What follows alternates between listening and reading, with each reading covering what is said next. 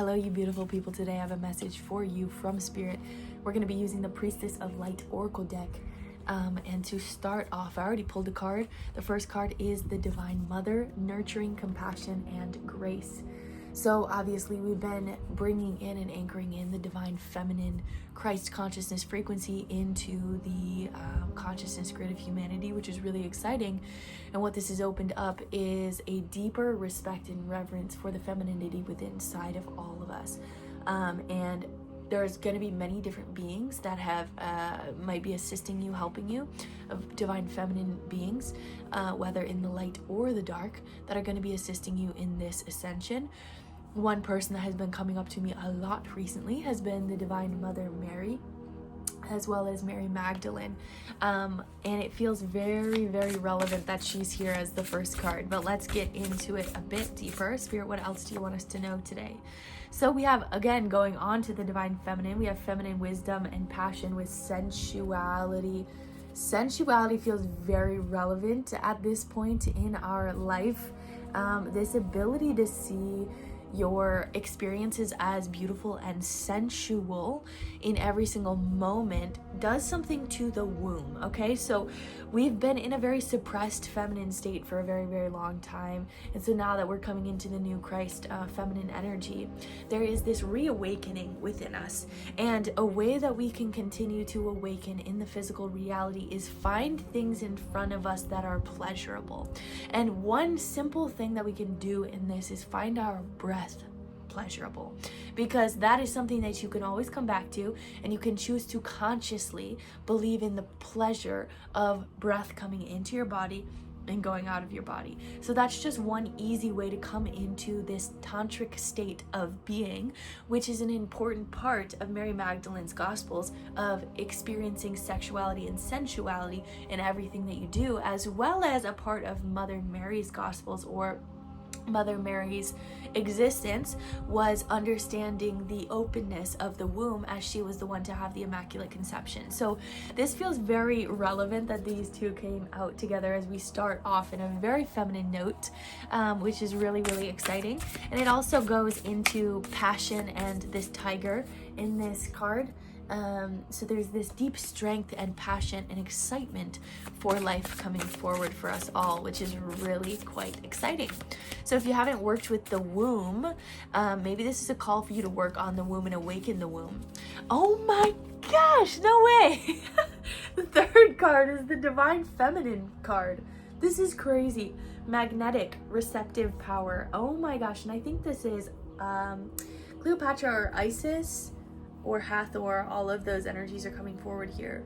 But wowza! And this is really beautiful that they show these light beams here, because this is the way that I see my energy healing when I'm using just light through my energy field. I send light like this out of my hands, which is really awesome. So maybe someone on here that is listening is being called to be a healer, that is being called to change the world through your actions. And this, I think there's a hummingbird here. Nope, that's a hawk. But hummingbirds or hawks could be relevant to you as well. Yes, let's continue. So that's crazy. We had the first three cards being divine feminine frequency.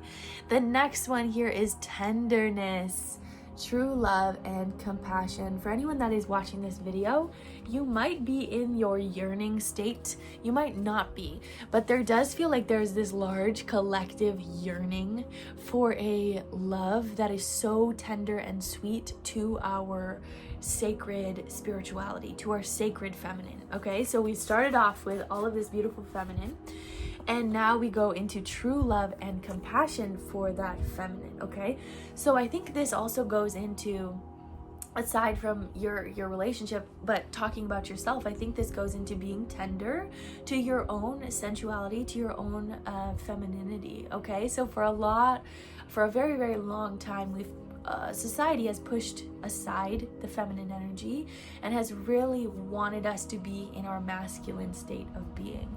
And that can make a very big impact on your biofield, on your body, on your mind, on your psyche, on your soul.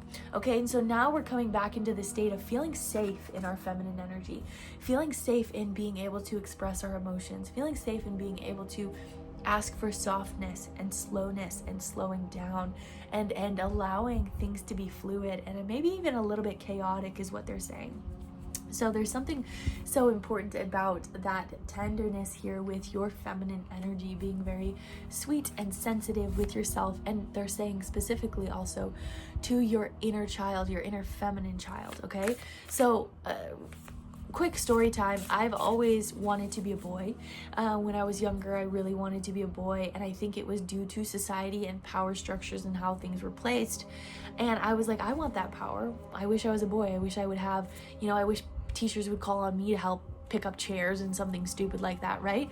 So I had always desired this feeling of being a boy, but I also really respected and understood my femininity at a young age, but I suppressed it very, very strong. And so there's this concept of coming back to that sweet, sensitive, feminine energy, that innocence of the feminine at a young age, coming back to that and re-allowing that innocence back into your biofield and into your life. Okay, let's continue on here.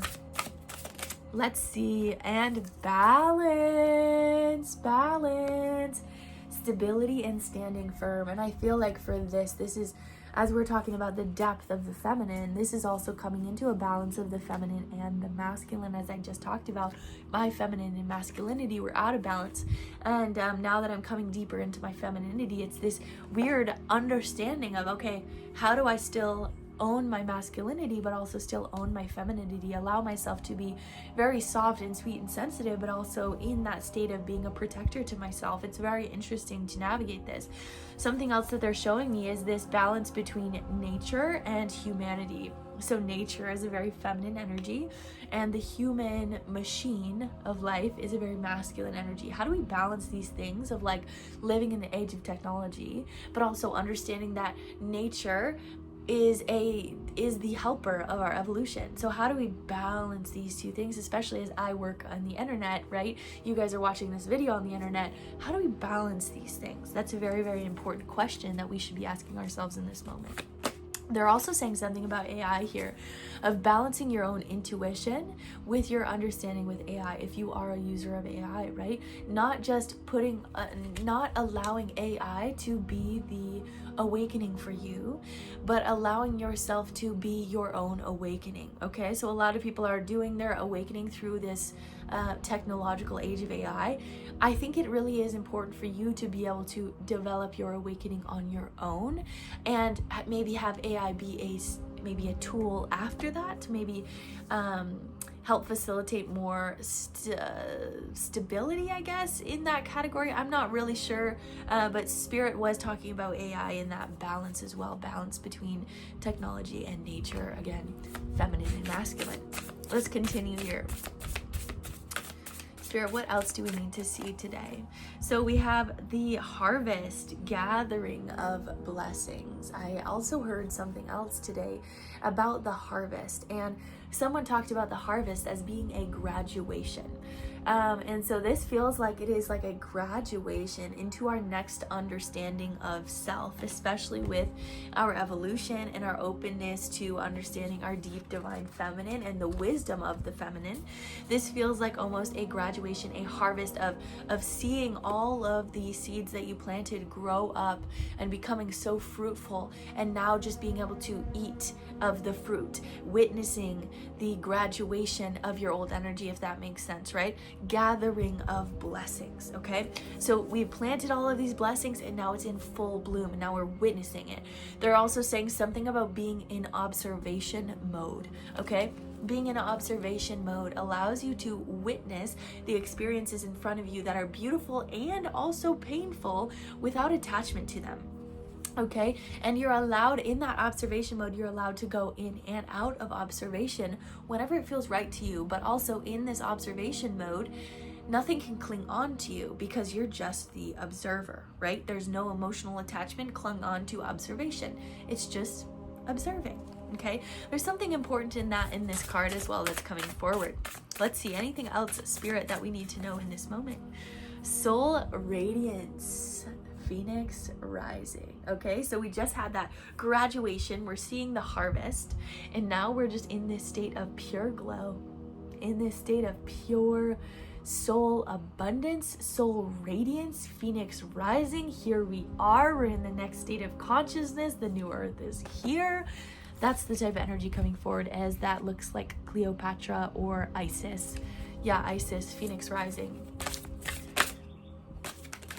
All right, and then I'm gonna say last card here is touching earth, planting something new. Okay, so we just had the harvest. We're eating of that fruit, but now it is time to plant something new, as I just talked about the new earth. So as I talked about earlier, there's a necessity to balance your earthness and the technology, the manness of reality. And this is something so important to stay on the divine path, is to be in the divine matrix. The divine matrix has always been here, and it is earth. It is her plants. It is her fruit. Okay? So the more and more that we tune into the divine matrix that is already in front of us, instead of the false matrix of technology, we're going to continue to get deeper and deeper into this new earth soul consciousness.